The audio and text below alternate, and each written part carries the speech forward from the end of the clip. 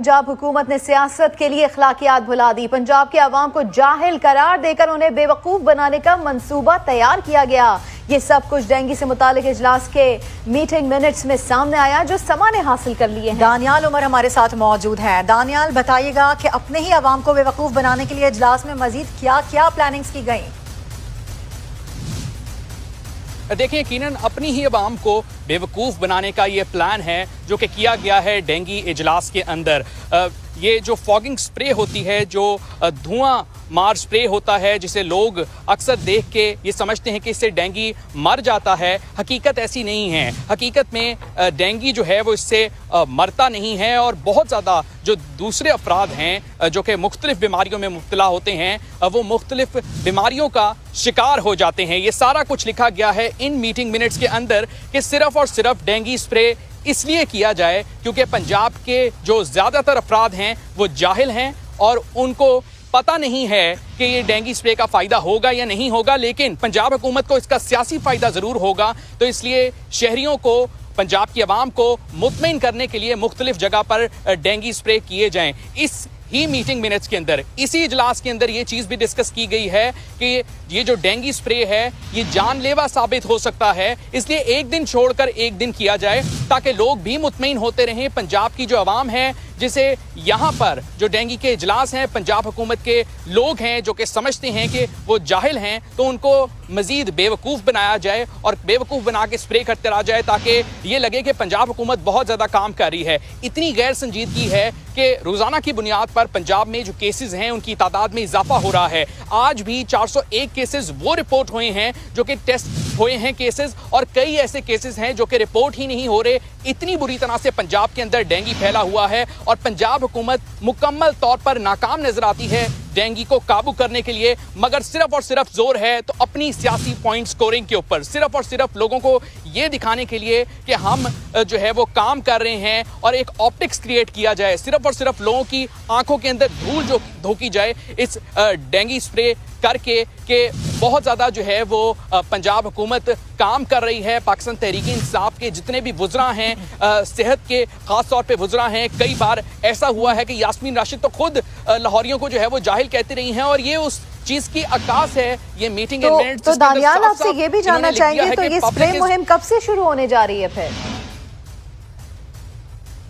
ये स्प्रे मुहिम शुरू करने के लिए जो पंजाब हुकूमत है, महकमा सेहत पंजाब है, उन्होंने तमाम डिस्ट्रिक्ट हेल्थ अथॉरिटीज़ को अहकामात जारी कर दिए गए हैं और अहकामात जारी होने के बाद अब मुख्तलिफ मुकामात के ऊपर जो है वो स्प्रे मुहिम का आगाज़ भी कर दिया गया है। इस इन्हीं मीटिंग मिनट्स के मुताबिक कि जिन लोगों को अस्थमा का इशू है, जिन लोगों को कोविड का इशू है, मुख्तलिफ लोग जो कि कोमॉर्बिडिटीज़ में मुब्तला होते हैं, उनकी जान को बहुत ज़्यादा ख़तरा हो सकता है। मच्छर भी इससे मरेगा नहीं। अगर हम बाहर स्प्रे करेंगे तो मच्छर जो है वो अंदर की तरफ चला जाएगा और ज़्यादा जो है वो केसेस रिपोर्ट हो सकते हैं इस फॉगिंग की वजह से। लेकिन चूंकि उनका ये ख्याल है कि public is mostly illiterate, Punjab की आवाम बहुत ज़्यादा जाहिल है and fogging aids in public satisfaction, इसीलिए उनको जो है वो मुतमईन किया जा सकता है, हम उनको बेवकूफ़ बना सकते हैं और ये नजर आ सकता है, एक ऑप्टिक्स क्रिएट किया जा सकता है। दानियाल, इस हवाले से बड़ा तफसीलन आप हमें आगाह कर रहे हैं। हमारे साथ इस वक्त मौजूद हैं साबिक vice chancellor university of health sciences professor Javed Akram साहब। उनसे भी जरा बात कर लेते हैं। जावेद साहब, बहुत शुक्रिया समा को वक्त देने के लिए। जिस तरह से हमारे रिपोर्टर बता रहे हैं, यकीनी तौर पर आपने सुना भी होगा। जानना ये चाहेंगे, ये बताइएगा कि आपकी नॉलेज क्या कहती है, ये जो स्प्रे है इंसानी जिंदगियों के लिए ये कितना खतरनाक है? बहुत शुक्रिया जी। देखें, कोई भी दवाई जो है अगर उसका गलत इस्तेमाल होगा और बेजा इस्तेमाल होगा तो वो ज़ाहिर इंसानी जिंदगियों के लिए खतरनाक हो सकता है। लेकिन हमने देखना ये होता है हार्म वर्सेस बेनिफिट रेशो, कि हार्म का चांस कितना है और बेनिफिट का चांस कितना है। नो डाउट कि हमारे जो मॉस्किटोज हैं, एडीज इजिप्शियन, जो रिस्पॉन्सिबल है वेक्टर है इसका डेंगू का, वो रेजिस्टेंट काफ़ी हद तक हो चुका है। 50% से ज़्यादा उसके जो हैं मॉस्किटोज वो रेजिस्टेंट हैं इंसेक्टिसाइड से।